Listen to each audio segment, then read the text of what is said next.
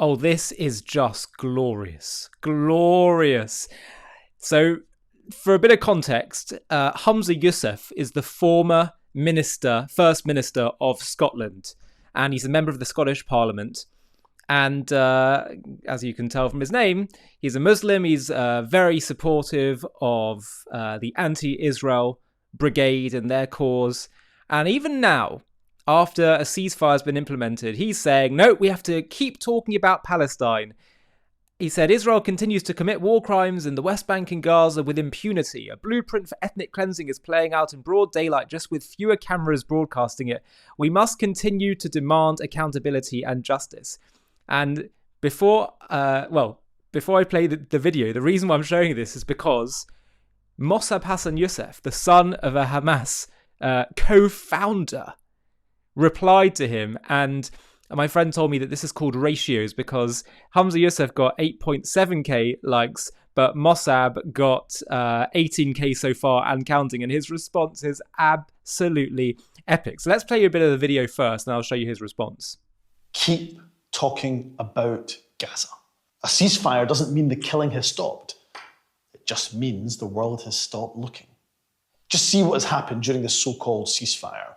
In Gaza, Israeli forces have already violated it multiple times. Huh! Does he not want to talk about Hamas murdering their political opponents and also fighting IDF soldiers and not sticking to their end of the bargain on the hostages? No. Hundreds of Gazans have been killed. Families who thought they'd finally had a moment to breathe, murdered. And Gaza is drowning, literally. Flooding is destroying the few flimsy tents and shelters that people have left. Children are sleeping in mud. The humanitarian...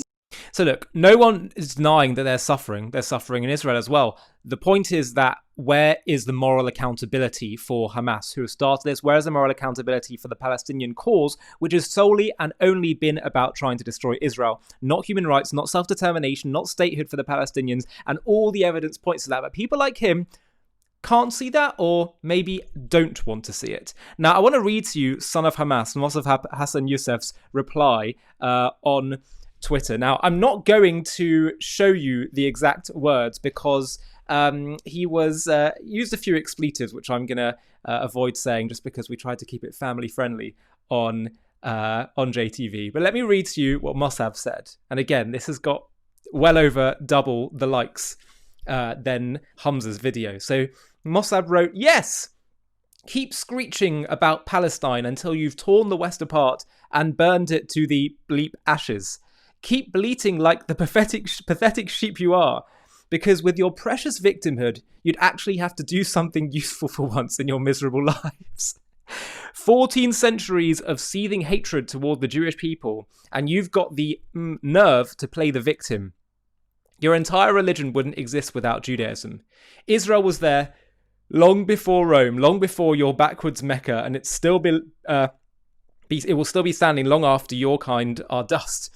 Keep talking, coward. Let's hear it loud and clear. Is it human rights you want, or the total erasure of every last Jew? Why don't you grow a spine and just admit it? You believe Israel is Muslim land and must be wiped off the map. Stop hiding behind Roman names like Palestine and fake Western values, which you never believed in for a single second. Bleep coward. And he's got so many likes and support there. It's just absolutely epic. And he's absolutely right. And by the way, we need to get moral clarity on this, okay? Let me be utterly clear with you. The Palestinian cause... Oh, didn't need to do that.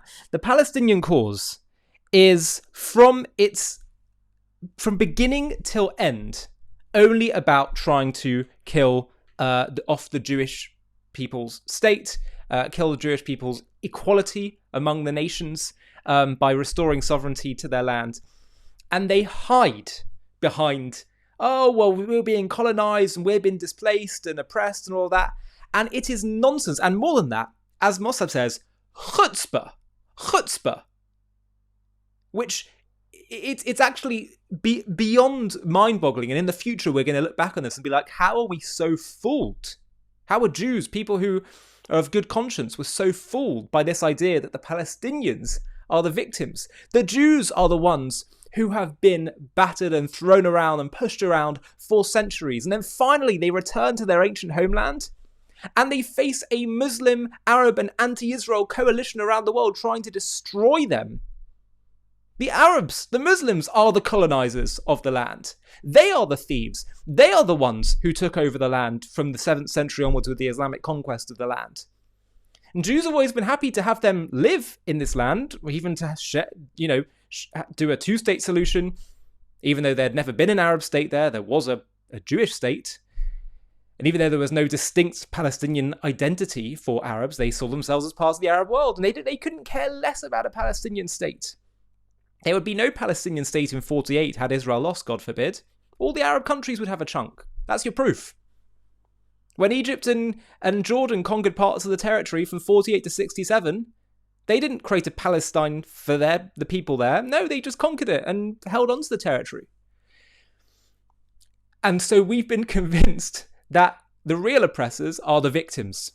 They've convinced the world and they've pulled a blinder. But it's just unbelievable. You zoom out for a second, there's one Jewish state in the world. And somehow this one Jewish state on a tiny sliver of land in the Middle East, where if you want to put the name of the country on a map, putting the name goes out further than the borders of the country. And somehow the Jews, Israel, are the oppressors. Oh, we got it all so backwards. It's all so backward. Yes, the Palestinians are smaller in size or power than Israel, but not the Arab world, not the Islamic world, which they are simply a pawn for. They are used as pawns to create this narrative that they are somehow the victims. But if you study the conflict, you'll see they're just the pawns in order to generate that narrative and to be the knife that the Arab and Islamic world wield. Of course, we know that. Who's funding Hamas? It's Iran. It's all these other countries. So we have to get utterly clear on this, as Mosab is. Stop playing the game of being so apologetic and defensive. They're bullying us. They're playing us for fools. We should stop. And that is why, by the way, if you haven't already seen it, you need to see our documentary called The Real Nakba. We are told it's about what Israel did in its original sin of 1948 to the Arabs. Well, it turns out we've got the story completely backward. Have a watch, and if you want to watch the full thing, you can watch the documentary by clicking the link below in the video description. Here's the trailer. We've all been told about the Nakba, the Palestinian catastrophe of 1948. Around 700,000 Arabs were displaced. But here's what you're rarely told. That displacement didn't come from some Jewish plan for genocide. It wasn't Israel's goal. It wasn't Israel's desire. It happened because Arab leaders launched a war of annihilation. They tried to wipe out the newborn Jewish state, vowing to drive the Jews into the sea. And in the chaos of that war, people fled. Many because their leaders told them to, promising they'd return after victory. But the term Nakba was originally used to describe the fact that the Arabs lost the war, not the displacement. Now the term describes the displacement of war used as a political weapon against Israel. But you know, there was another Nakba you haven't been told about. A catastrophe rooted not in the fog of war, but in the clear, deliberate desire for persecution and genocide. It happened at the very same time, and it led to even more displacement. Yet most of the world has never heard of it. Over 850,000 Jews, more than the number of displaced Arabs, were driven from their homes across the Arab world. Communities that had thrived for millennia were uprooted overnight. Families stripped of citizenship, of property, of dignity, assaulted, expelled, forced to flee with nothing but their faith. Why? Because they were Jews. Because Israel dared to exist. Because the Arab League openly orchestrated it, drafting plans in 1947 to freeze Jewish bank accounts, seize property, and intern Jews as enemy nationals. This is the real Nakba, a catastrophe born of pure anti-Semitism. In this JTV documentary, we'll journey country by country, from Baghdad to Cairo, from Sana'a to Tripoli, uncovering buried truths and survivor voices. And no, this isn't a tale of victimhood, it's a saga of endurance, courage, and triumph. Because the Jewish people didn't just survive this Nakba, we rebuilt, we came home. In Israel, our phoenix soared from the ashes. So buckle up and let's dive in. To watch this JTV Plus documentary and access much more premium content, click on the link in the video description.